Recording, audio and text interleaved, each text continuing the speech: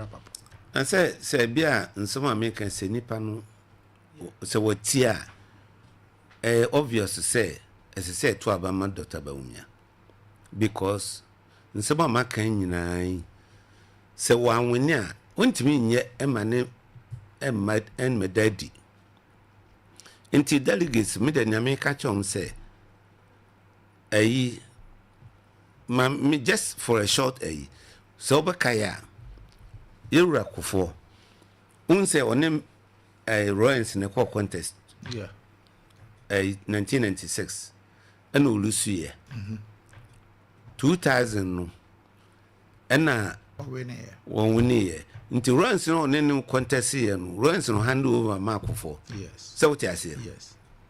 Yeba a Kufado. Miss Professor Miss Bayeno. So only Kufado. Equal contest 2008 and so Kufo na hand over ma Kufo Atamis hand over ma Atamis because on contest 2004 now we share Mahama near Kufo Adwa unse 2016 Mahama hand over ma Kufo Adwa because the Kufo Adwa no call contest. Yeah. Sesi ye kre Bawumia woni Mahama and a call contest Bawumia so call nti 2028 one of hand over Mahama must hand over to Bawumia per this and all asem we yenko gina na yebua tete nti party for mom we see omo time enkoto aba no ense no mom enfa Bawumia nko na nya enta na chi nti basa mameka no Jama medase Nusundase. I no obesray. I hire ufie. The other time I told you. Yeah. I hire ufie. Anytime, any day. Minim pa. I had them. Say a campaign no. Gada momentum. Yeah. Inti as time goes on, meba no abesam. Most artists are more role more commercials and some. Oh, but by all means. I at least say you are running a business. I'm a business person. Oh, I understand. Machines here, any electricity.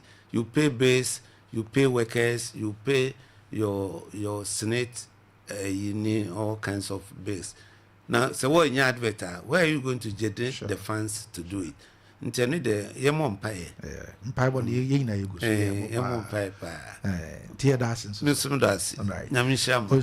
So. Opani attending kan your former constituent original chairman of the NPP Yura Benjamin William Eswa ono na sisiade or your original campaign coordinator Emma Western of ma Dr. Mahmoud Bawumia na ono na pay obabesra ya ode ensem aguwe enti mo asi ahenefo ne atu ahenefo no mo sesia de mo nyina no mo nim ne dawo obi abesa se edawo clear Dr. Mahmoud Bawumia edawo clear ema no enti anapai se ososo otie ya nya obeya ne so behwe na wato aba ebre ne so a na ode ma Dr. Mahmoud Bawumia sane ono from where you sit and how you see the chances of Dr. Mahmoud Bawumia. And Diana Pay, you better not so by and it's time for sports. Bugatti. Ewa hasi. Sarah so and one and only professor of sports. And so hasi. Prof, good morning. Good morning, boss. How are you? I'm doing good. Nice one. Yeah. Na then echo. And I were you. Why no? Send omoye ye wa ASANTE mu.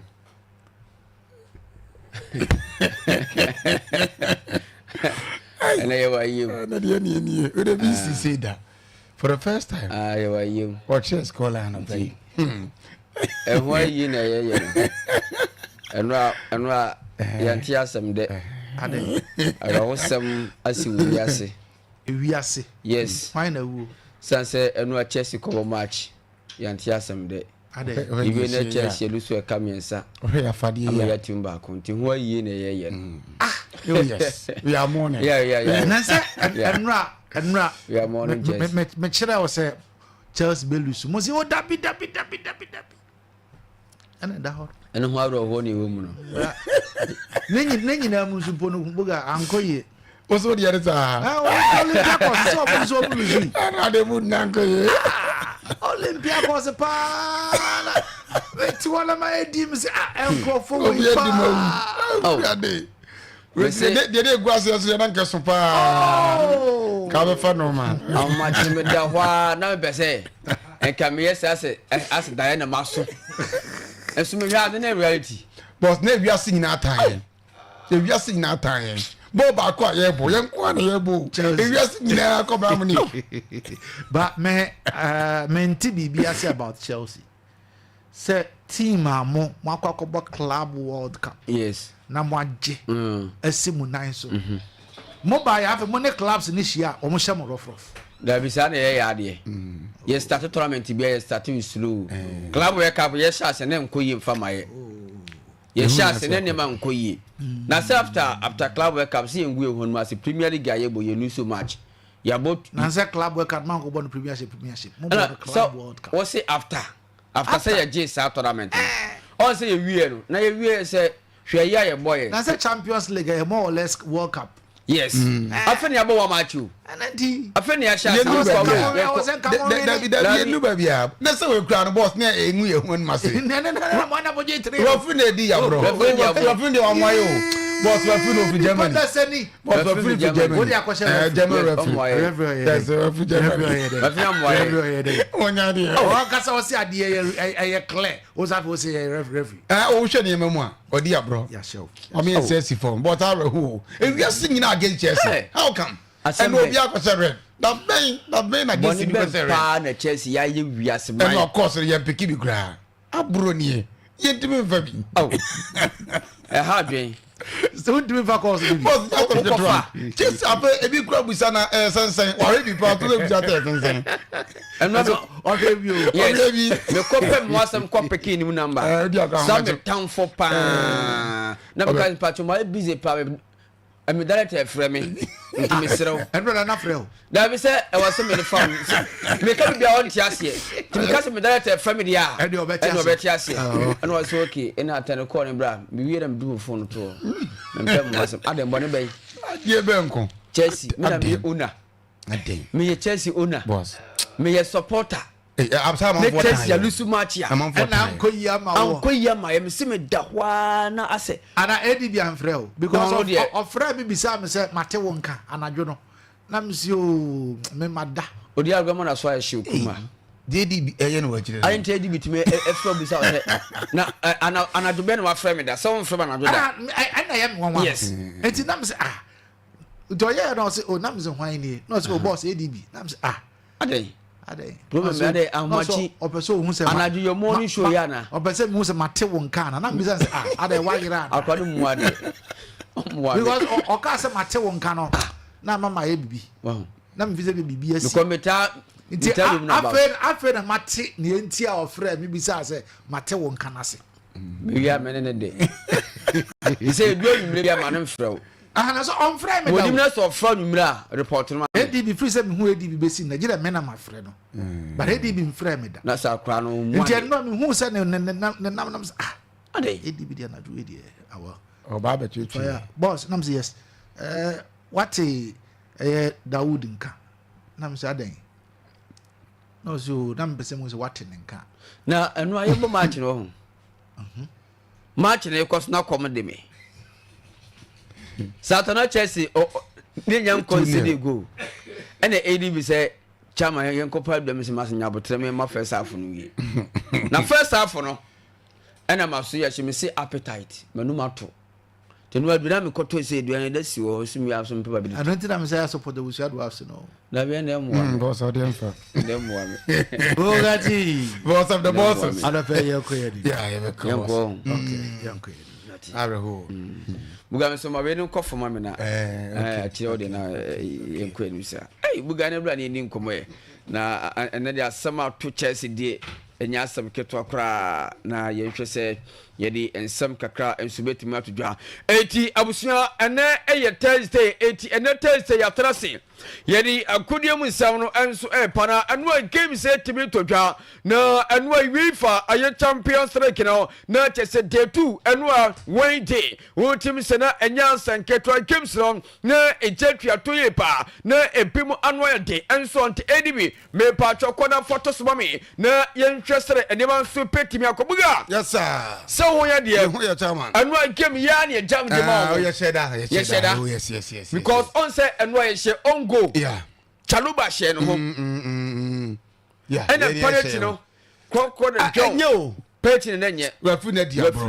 bi hwɛ mu na wafu na se be free Germany ɔmo ayɛ yellow card nkoa na osusu saa onya de ɔmo se na kansoa na wɔfa na bi of Germany yeah iti obaso bebo ya bro yes obaso bebo ya bro o twa na bakose mo wasan yes wasampa mo Chelsea wasampa ya sa refi Sanchez onya de we what dey tia ye nsa no o man big game bi David oh yes onya de wasan brutal but all the same no yeah Chelsea for na ye no ye lusu match ayempe we nye news ankenye ba yes we nye news ba no aka e Alliance Arena asem na omo she Chelsea a we nye debia e Alliance Arena obo ofie na you say prof ye be wie kra na Chelsea pressure pa no wo dey see bam so na nye easy ti mu ye ho no ma se mo sere kwa mo ka mtim no mo what champions no yes we nkoba bia na hari Kenya kasai me de beba okay was Chelsea no hwe u hia ya hwe hwe masa hwe hu ye hwe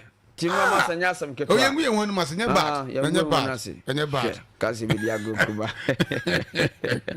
80 yankoda yamfaro resource no eboe na onse Champions League no I shall say on Tuesday na mamin kai kamuna yamfa ene kamsia yanu so petimi yanto twano na memfamo ewe twibade so obeka ya Tuesday ayetima ya fa Atletico Bilbao etra fima Arsenal ekopore kamino emo oban timiante yenya PAV ofima omutra fieshe kaba kwa tima ye fe Union Kayaso omunso timi epomo ya kamesa yenya Benfica omunso timi trafeshe kameno a aye Carabao Cup enso timi pomo ya kamesa sai games wina etotwa on Tuesday na tufi eshe kana matima ye aye Dortmund enso she ekanen enso totwa on Tuesday yenya Remodi omunse ekameno emo Olympic Temasin enso she ekana bako eno ekoso on Tuesday yenya Tottenham Town omunse kaba kwa ayem Villarreal omunso oban temiante we ayen kamsia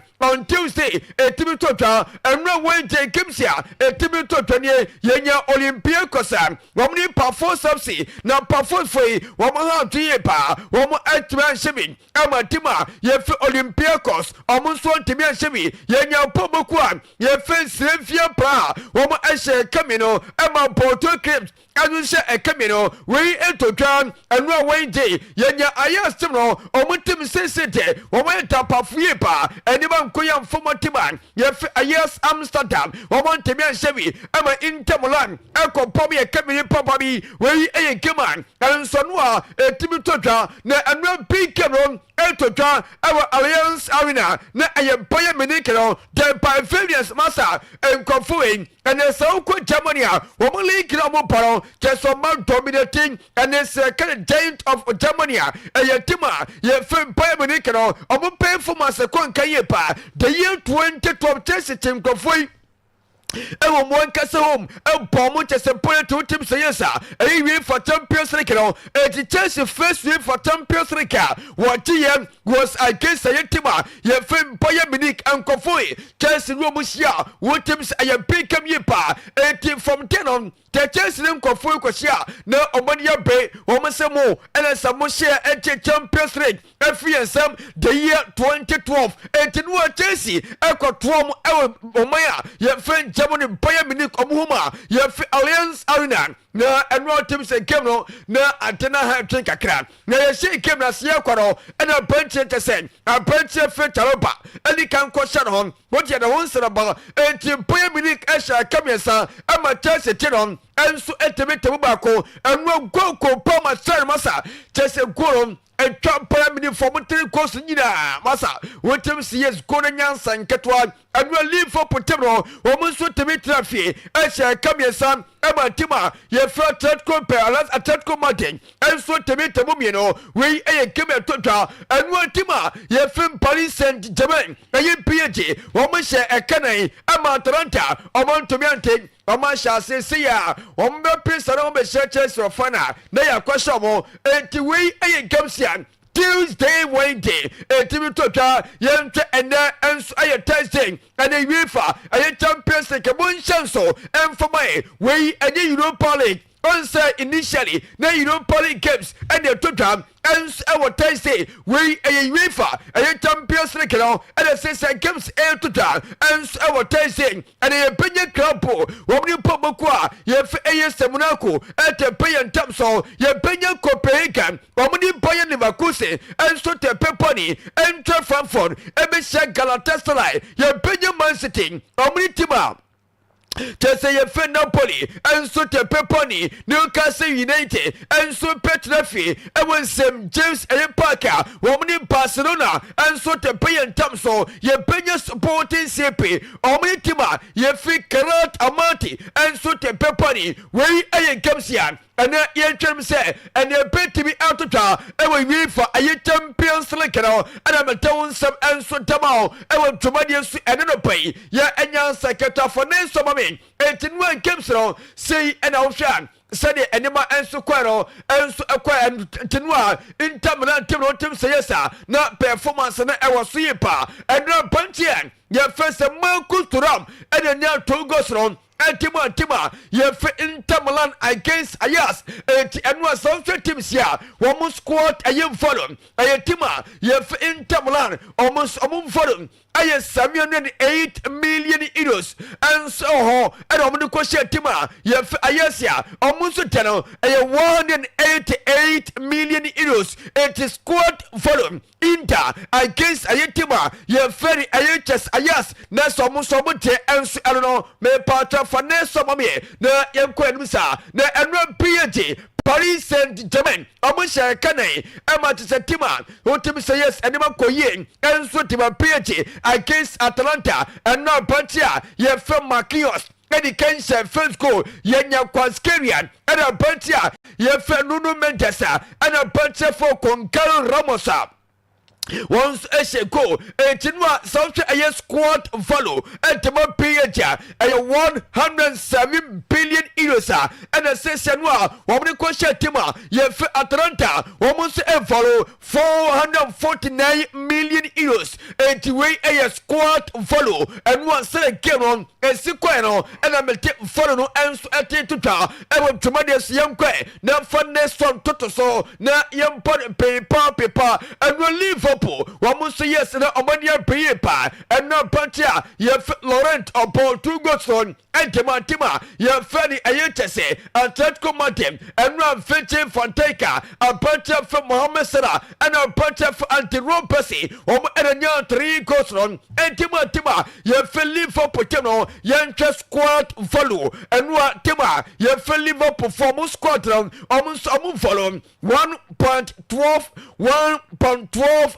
billion euros and so against Ayetima you have Atletico Madrid now almost a squad volume I says 28 million euros and way a squad follow in between Liverpool and Timan you have Atletico Madrid and I'm a tell some and so Adiatoka and want to the next one and what chance in Timon you have almost squad follow and now Bantia you have Taloban I question Yenya Hurricane and to Portugals and Matima, you have Fanny Ayetesen, and Pomokwa, you have from Bayern Munich, na and Rocco Poman, and you're the only goal and to my Chelsea, Yankee squad follow, na Tima, you have from Bayern Munich, and one squad to Musiakan, and Tima Timno, na almost some follow. 905 million euros and so Tematima, you have a Bayern Munich, and we're Chelsea, na I 1 1.8 billion euros. Hey, and I couldn't see I came no now ultimately I have to pan. Etinwa we I said nyama and so timi the kwatema timsia and almost to me point camete won saron and so dia to jan e want to body so enyansa keto no after came no want him say yes and some eto twaye pa na opinion wano ya fer ayete say manwe nuwa na ene manwe nuwe KOTOKO post nyande the year 2012 just empon kofoi na KOTOKO post etomatima ya fat ayechesen ayem boya minike no odam want ye pa and after came on after pantian ya William Estevao akacha se bema and they came in there with him say yes one kasa o talent just o and a pa e mum and then came in there you just Dutch piano or performance so petty me picture not just to be assessed as so you know etibanya faso and so to for after came on and extended JC Estevao and your Pantian your Manuel Nua was in no omniscient a move point game against world champions 80 way Peniam. Your film Manuel and after Keno said it was sent describe Chesano and I'm a town some and Tatuta and went to Modius and Yansa Cato next one na young quantum and so on and not big came to jam and so amfin na tima ye feli for potimo against a young Pobokwa ye fe Atletico Martin after Keno and on Penia fe Diego Simoni where you coach at the Montiman ye fan a say a Pobokwa ye fe Atletico Martin was in one woman started Keno omu dinatan supporters from Tesomu Kama Drenchanie Pa was it omu dinatam ke Kama Drencha ke Kasabi and Samuru Eche on Tesan I came the air could have was it no one Chena was it any or Sesen and Prinfonso put my investigation na sa supporters na omu di on a tamno omu toma for Emrakwas and Tessa a yante penalty pa was it a person what is that Bimasawo just semi wash shit almost so much in the matter so was brutal was sending company yano Diego Simon after Keno then you call pay brutal was in supporters in it dinatam ke cancer muchena a ya papa et way penia ye fed Diego Simon coach at the Matiman ye felt that command one soon after Keno and some cacao to draw and a meteor some answer tomorrow and what tomorrow's the next one na young credit and not Vincent Company and see a coach at the Montima your friend ayete some boya minike on South game one sukasan but in some cacao to draw was he and before the game no. Now when we say come say and pay sunset Chelsea are world champions 80 South Korea such a team I was say oh prepare extra 81 Chelsea momo and extra worker with team say performance now I was see both from technical patron and question from goalkeeper to attacker will be a team extra work and to know what team say yes what team say na game tempo no was yepa was it Chelsea and so game no so Chelsea for the same case a motima ye fe boy Munich am for na honkro so and no amu bre was so purchase for paso and no better straight at the motima ye fe ayete some boy Munich and so the team was a win was a lack and so football it no lack and partima ye fe ayete some boy Munich and so side where penia ye fe visa company coach at the motima ye fe boy Munich and one so the sense of to done Mente was some answer tomorrow. I want to money and pay. Bugan. Yes, sir. And then here we go. Yeah, Papa na. Yes. Openia. You feel to say Morino. And then Benfica some catch yourself. Yeah. Says Benfica for say omo ehia pano. Yeah. And officially almost so atopenia. Yeah, it's Jose Mourinho. Jose Mourinho besan so Chelsea PM. I will wait for Champions League. Assembly. 80 enya sam keto kwa. Papa ya sheda say bi share. Papa ya sheda sa o sabi share. Na offer na ba chene Benfica na share no. Yeah. No, you the frame. Wow. It was saying no the bufoni ba bi share. Hey, akwawi. Akwawi. Who morning come na. Who say pede wa. Onyemeda. Onyemeda. Eti Jose Mourinho no. Yeah. You see coach Benfica Portugal. Oh wow. Yes, intimate no. Wow. One that's wrong. Eti Eddie photos mama na me wie na me nso no koda buga fa fisem no enso mra ene ye Thursday etinya enya tia ebo no mienu awia ma sanse tese wi man koso enso beba na ma me mfa birthday me nko nkoko yes na me mfa birthday wish enfama Ernest Apeka ene wonya 7 good years ono ewo nkoko eti happy birthday enko enfamo Ernest Apeka akwatai nyankopon emmane nimdie na omma no nkotentene na dachi bia no onyini emmeye penipa enso ewo ewiase Ghana ene nabusiam eti Ernest Apeka happy birthday enso enkwamfamo ndi de tebuga yes sir me emfasie na fa fisam no enso etra so hono me da se mercy boku mo na me usa for proper wi am na ne nsem tia na pa me so me ba na afei ma ba be di afisam onkom kakra wasungu so wutie wo best sport station Liberty 92.7 FM yam na pay na emedi nkom kakra ni so wuramu England na sabre player the team at the Antoine Sebenyo we said the month of August say in the factor say we say akoda we the money so far I don't team plot the month of August no akọ at the Ghana ni disunity at the Antoine Semenyo tie na about 4 games or say 2 goals or say 2 assists akoda we ba was sabruta say there oko England we champion ni sabta forever no poya ya don't win 7 day ba na any come na no make catch now say bank roller edema kimfesa Haji Gruza na to say bibia set up ani no ekwa cars am no ka saba cars and chekra and na just KOTOKO gumo ekwato tete mabane samani nkobiem na bebe na kato pani ni modebo shana nsani die biem and osanti kwa tete isem no ka say there omo say omo follow mu documents bibia yo okay Alhaji Karim Guza cheso ko cars na fe o de KOTOKO kwako na tete na okoro de odi wa wanti ase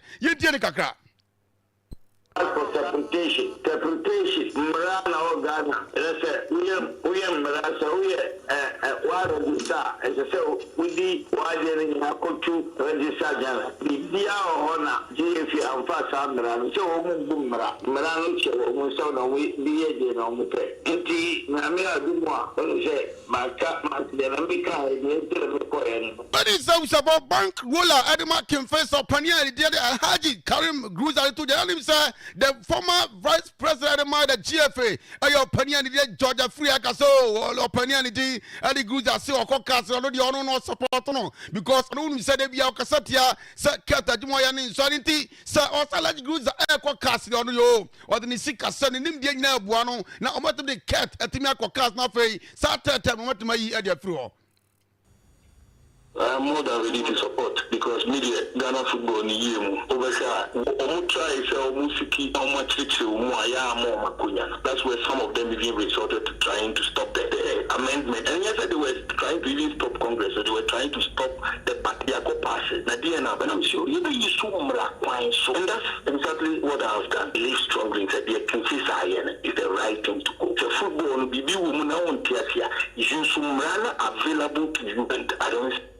When is some former vice president of the Ghana Football Association Penalty and George afraid to jobs upon the pedal seminar and so the men at Tio for shift attention in Komaka crowd when himself former Kumasi ASANTE KOTOKO striker Eric Kwabena Bekwe Brevia Chamukwa Kodawe 2008 was a 4 more goals on Nana Oya top scorer. Now when he didn't command now Ochenyago Poya Duma Kumasi ASANTE KOTOKO CAF Confederation Cup against Kwaro Mufu Nigeria Weno and yet KOTOKO Assembly Ghana against Nigeria. Yenti Eric Kwabena Bekwe. Move because the FA and then the organizers of the top 4 and then in Century, all those games that were organized for them, I think have really prepared them so well for this journey that they are going for Africa. Because now it's not about KOTOKO and Haas again. It's not about Gold Stars and then KOTOKO or Haas. No. It's about how they are going to raise the flag of Ghana high in Africa. So are investing so much in their soccer. I was there. I was at Bauchi, and things that I went and saw, you can see that Africa, people are really investing in. What is some of former Kumasi ASANTE KOTOKO striker Panyanity and Eric Kwabena Bekwe to just some doors. Not himself, the so more Panyanity and so at the Ebenezer Sefonum, where Ghana football scouts yen kwamo na nkoba players omo mo de so ani na yen fo mewe team mo pani wey obo no mo de pa na oni sanra yen ne bon komo na say asa Australia KOTOKO team na since just play kwa no fifi won ya America kra na KOTOKO team betimi ama hona ye sikakra gabo because at the toko kakra dem yenti Ebenezer Sefa Aquara United. And you know how Nigerians, when they are playing Ghana team, being it a Division 1 Premiership side or national team, it is a rivalry between Ghana and Nigeria. Of course, so if they are coming in with their national flag, not even their club flag or planning their club jersey. So KOTOKO for me, after watching the top 4, realized that KOTOKO had a lot of issues. But the champions of champions, when the players came out good to play, you could clearly see that, look, yes, they had issues and probably Kayaso, who has also been in Africa as a player, as a coach, both national team and of club side. Even just recently, he took Dreams FC to a certain level that everybody was praising Karim Zito. So for KOTOKO, I think that the issue was with their Belfort, where they lost justice play, experienced justice play, team men through injury, change Amina also contract round out and it was not renewed. So virtually it was a what is some of for Ghanaian football scout challenge at the Ebenezer say follow to another thing show a book already no we am say that you Peruvian way when me say KOTOKO kwan e call omuno munua mo from say biari go star na or to just say what place na biari go stars one ya no crap o betima compete with Africa yenti Ebenezer Sefa. And Asofo came back strongly to equalize the 2 goals. And then in the game against Kumasi ASANTE KOTOKO, a time of conceding that goal from Musa Hamzata, the new centre back for Kumasi ASANTE KOTOKO, tells you that they have a lot of issues at their back line. They have a very good goalkeeper in Emmanuel Kobe. Looking at Adeakyia, fantastic striker. He's being supported by Samson Eduku, rejected KOTOKO striker. And I think that looking at their method, Foster Ege, who was recruited from the Properties Academy, was a revelation in the team of the Brazilian Gold Stars last season. Francis Kenny has been in the Ghana Premier League for long. With BECHEM United, became the captain for the side. Fantastic player. 2 seasons ago, he nearly signed for House of Hope, but due to 1 or 2 reasons, he refused and went back to BECHEM. And coming to the midfield of what is so for coach at the Ebenezer say follow to the only son of so they say now go point ya to one to Saturday anyway Sabian goes to say again Jess Kabilia or say or to me more than 2 goals so say 1 goal with your gra no Africans for the mobile tintino or say we are go start team no o mutimisha goals abrumi no yetien kakra chance is to score more than 2 goals come Saturday. And for me, I believe that they are capable of doing that. I mean, at the end of the season, Gold Stars made away with about 11 or 12 players, and they brought in about 9 or 10 players. And coming to base in Accra, preparation-wise towards the top 4, when he says that for Ghanaian football scout at the Ebenezer say follow to Johnson the Dos now young grading Komoka crowd media what him say on coach in the team at the Ibrahim Tanko now about telling the bon come match now or started the Ghana Premier League match there too then when they didn't Komoka crowd and more catches or no this style plays in the cell no debut or no bubble so to control ball no a code him or team process the child on this style player or you say our media man you take coach and the Ibrahim Tanko. It's our type of system of play. We always want to have the ball. We want to dictate the play. So this is what we work for throughout pre-season. So I think it's going to work for us going forward. Well, when is some coach and the Ibrahim Tanko to Jalano National so na me adma channel me say Ghana Premier League in South Shots here. Now the first game will be a team and a team at BECHEM so senior me adma channel. I'm on members on so na the na what share goals at the team and the BECHEM FC. You take coach and the Ibrahim Tanko. Oh, we are very ready. I think when you look at the away game we play, the team, like I said, they kept together and then fight together to get the 3 points. So we are coming home, and the supporters know, and they have to come in their numbers. Friday evening, night game, and they are going to see definitely a very good football. And if possible, we will keep the 3 points here, and this is our goal. So we hope that they will come and support. Well, what is up for media coach and the Ibrahim Tanko to just some doors? Meet at the same time. I pay young for good and what type of kind of person that running seminar at the Ati Ebabeto Mimiti, Ati watch Frederick Bedman from Bugatti.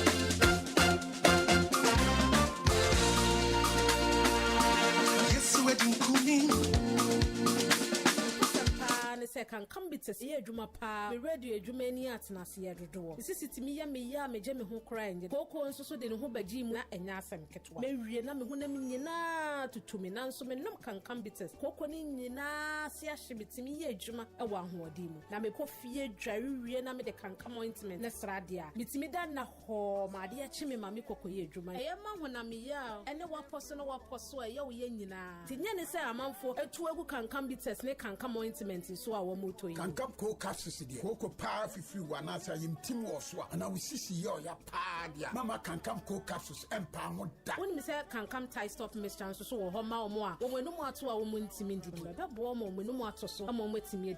Opebiata for drugstore, pharmacy, any herbal shop be a benwo. Fred 0575 710 712 0506 930577. And right in a free pure health clinic. FDIG Jedi Krato ya tum say a ye.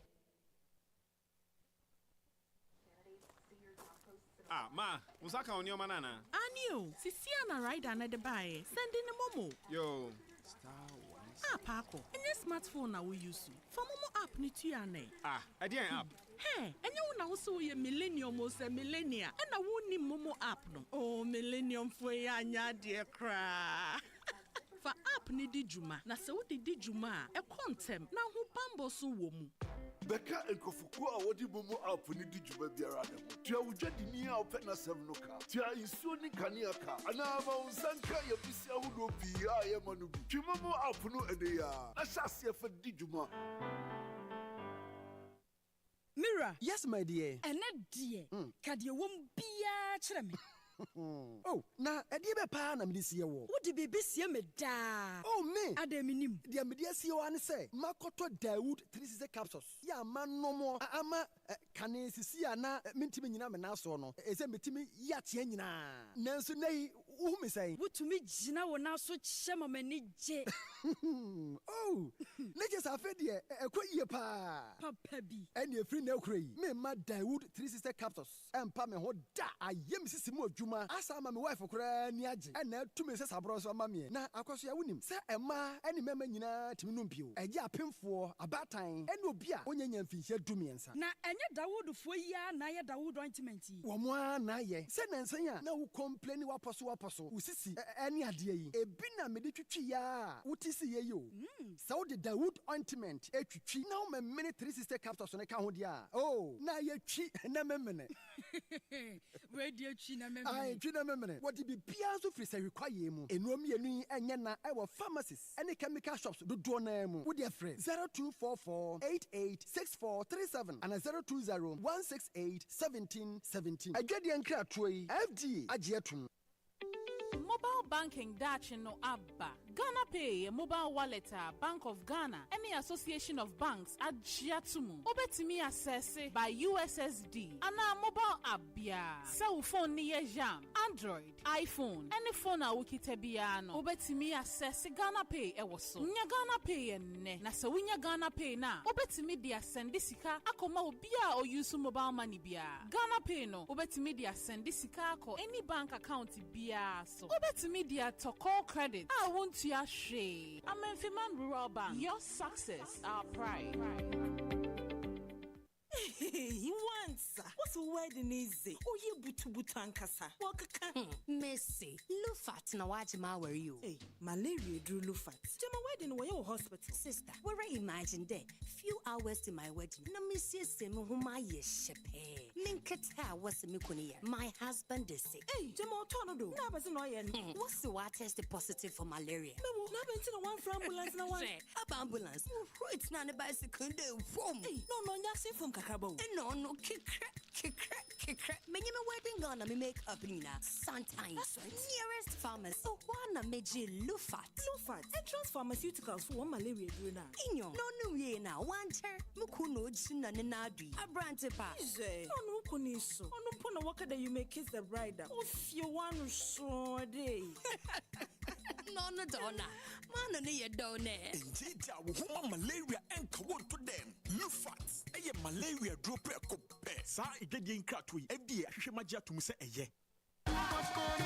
There is small money, there is big money, and there is too much money. Telecel Too Much Money promo is here. Dial *500# to opt in. In the Telecel Too Much Money promo, you can win 100 Ghana cedis cash in the daily draws, 20,000 Ghana cedis in the weekly draws, and 1.2 million Ghana cedis in the grand draw. That's 1.2 million Ghana cedis. Simply reload airtime to end points to stand a chance to win. Dial *500# or visit the Telecel Play app to opt in now for the Telecel Too Much Money promo. Terms and conditions apply. Telecel, connecting energies. This promo is regulated by the NLA on the Caritas Lottery platform.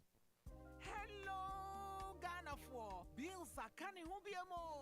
Bills set 2025 year. And it does so homo bia what's a walk only ejumaye. Ain't if I when it's bills. Na beji loan na ubet media wow ejuma. Way loan don't come me. We yashio. You hiane Ghana card. Na won saka usika. Na sa we obia we wow ejuma upesa utremu. Anasa we ejumania. Uchi busumi aketria. And your bill set bray. Na beji loan na. Won't fabi BS yawa. Collateral. Anasa deposit. We hear mubia. Ain't ya feed Bill says will be a 1 year to maybe a ubetumi abeji loan don't come in ubi. Nasa what's nefi na when yes you can be dear. Hey wow. Ain't it for Bill says sia. It was 0596 920 833 and 0302 200 390. Now what's to me yawo bills. Name HSA Kakrawo. Bank of Ghana and Sasha Bills microcredit in Shishayase. Bills, financing your needs.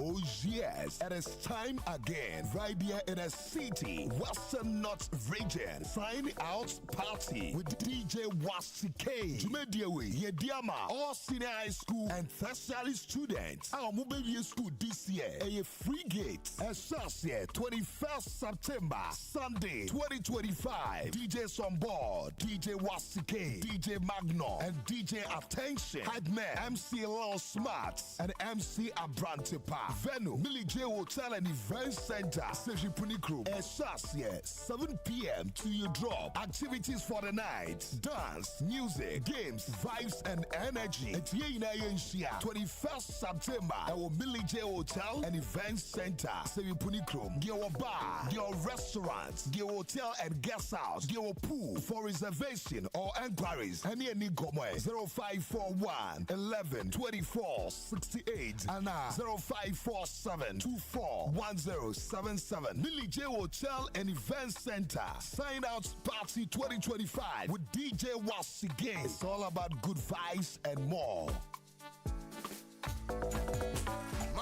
Madra one, Braha, Medemu Pana, wouldn't trouble Briapeti Hasano. And I feel the old had Jastuana. One Munra was the Biaso Honto, Media Tempests and 20 in every demua. Yeah, Mira, Mr. Fatima, my Madrid assistant to one craft for that. Every say, Messia Majunka, 3P garlic mixture, Mira, and no one may last stop. Nasa 3P garlic mixture, the Biamecan was them to no for Tingy. They say they want a two for Mira, may say, minimum 3P garlic mixture, no, may feature a como hounding at 12 Piwat Natural Clinic and the 3P garlic mixture abajas 3P garlic mixture ebo brebo ho ba ehuru mu yi ya rebia frim wonom 3P garlic mixture ebo ma moja die fusane wo ni paduane mu enti say stroke asthma IMT and menopause akuma yare moja no huso tawe wani so tabri wosane ona taye titriti ana ya na twetwen wo honam taye obasabasa bodura ne 3P garlic mixture 3P garlic mixture and a make come for amount kai say 3P garlic mixture ya noa e garlic mu ne no a ya twetwen yemfa bibia enfro e pure garlic extract 3P garlic mixture Food and Drugs Authority ahwehwe mu agye 3P garlic mixture ubenya bi wo Ghana fa na nyina gina say ubenya bi wo Philomena Fosia drugstore Esther Arthur drugstore Brad Charles drugstore Mr Boja drugstore Zawura drugstore bia ubenya bi wo Boako Madam Obakia drugstore Sankore Apau drugstore Fre 0248 928824 and 020-100-0021 3P garlic mixture a fully organic Yaribia's room. Look from when you call it.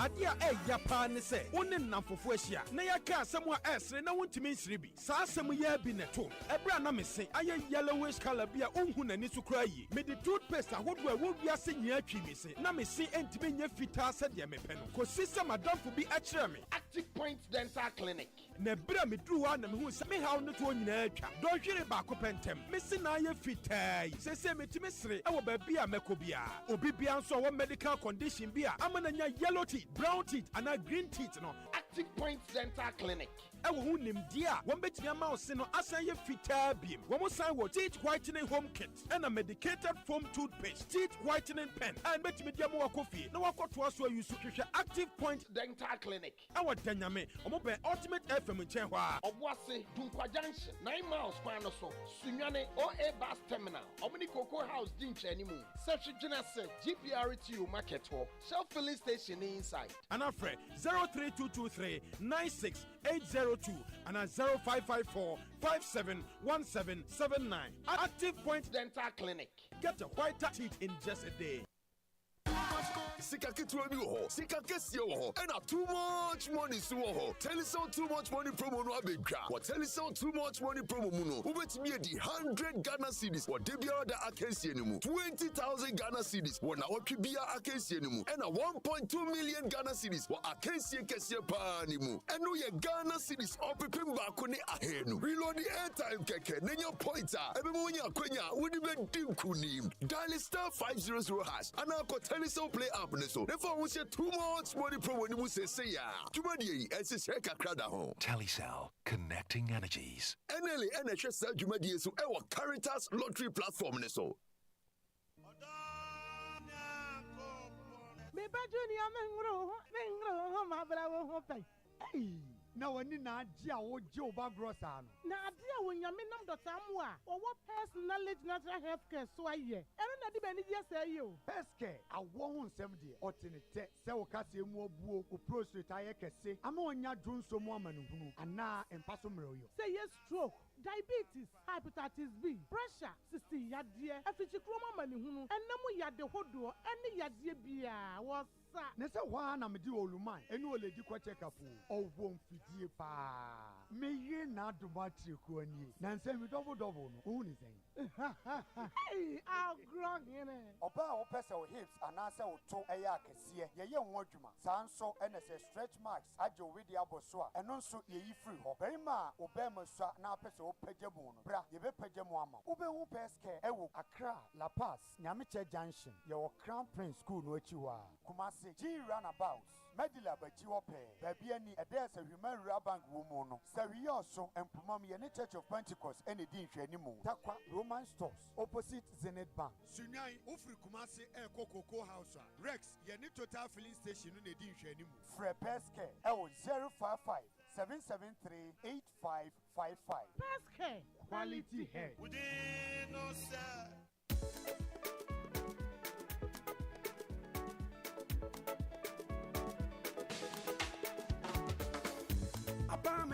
Omandishie esan wakwampa ye fa susumi en customers nti apa manfi wura bank abaye bank ya dodo no agye atomu abefo kwanya ye de mane sika ne nyina ye obi wa ha Express Automated Clearing House, Mobile Money Transfer, Apex Link iTransfer, and Western Union. Yem branch said this way. You were electronic banking so. 24/7 ATM services. Baby any, Sashiba Kwai, Sashijunase, Asankragwa, and the Dunko of Yes, switch. Bankers drafts and SMS alert ya. A man who dear cost our account to mono. And also come home. Our Pam Fura Bank dear. Yansamu, you were easy loan products. And my abandon my phone. Now less than 3 hours. Now it's account loan. About the third party and comprehensive insurance and so on. Bra Apa Menfura Bank. There were 17 branches and more. Asankragwa, Agrammenfi, Sashijunasi, Sashioso, Sashibekwai, Sashakwantomra, Dunkon of Fen, Diaso, Babiani, Swamada Diaso, Yukwa Himai, Denchira Subin, Wasajabo, Ajakamansu, Sashinzaura, Awasu, and a Fufrokra, and Swaba Sashi Asampane. And near Medidra, Nemfasu Boom, Embra Usikaso, your head office, our San Kwasu, Freyan 0243 116 966, and 0244 948 600. Afi 0549 040 570. Apa Menfi Rural Bank. Yeni mu fretete. Apa Menfi Rural Bank. Ya shumoda. You see a badia. Bank bia kade. Amanfo. Na eriemu sakwaye nso so na presenti. Na GCFRP. Any Red Plus they enable Jumadi Abremo. Titru Emma. When I said be wedi them. Emmebunu. I need to cut na for no metre migrants. SSA ye na ye de hu shit. Ne de nia. Me ye boy kwaye hu banya so faso. Intimacy. Obia nua bi. Ni ya. Obia nua bi. Ye mo ye kwaye hu ba. Enu na de sika beba. Obia nua bi benya carbon credit. Mo frenya bi. Mebunu nya bi. Ebe nya bi. Na o so nya bi o. The Enable Initiative is proudly sponsored by GCFRP and Red Plus.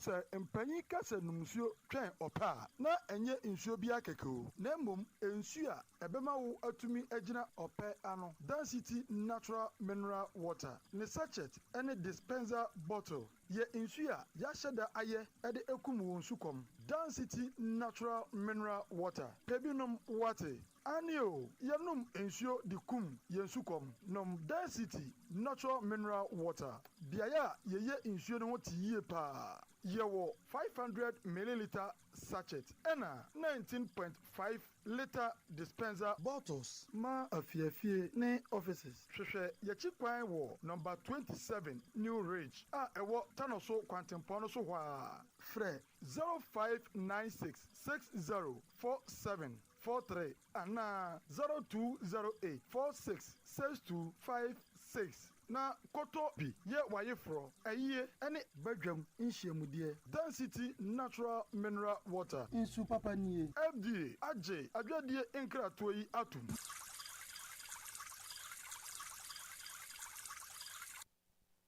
Okay, abusia ma memma wo akwa aba no payimfa wo emra dwumadi eso.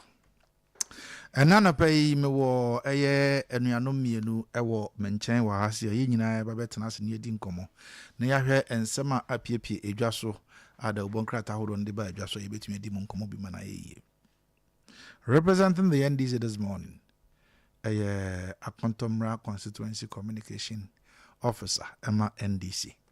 Yadi a friend Honorable Boachi. Brother, good morning. Good morning, sir. Not to say. Oh, Yami Adam.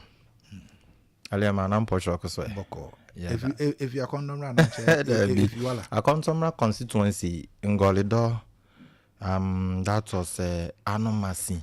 Okay. Yelia Macon, one of Miss Syria College, Kasim. Ibia of the Fred or Hankabi. Oh, you Intinabe. Oh, unfortunately, as any bobo you are a near moon creating. No problem. Intino Chemaconam Cocha was your phone in Adolfo Mobile. So, Go Contomra Constituency Marlin a day or two. But I hope Chibia that's okay. Nice one. Yeah.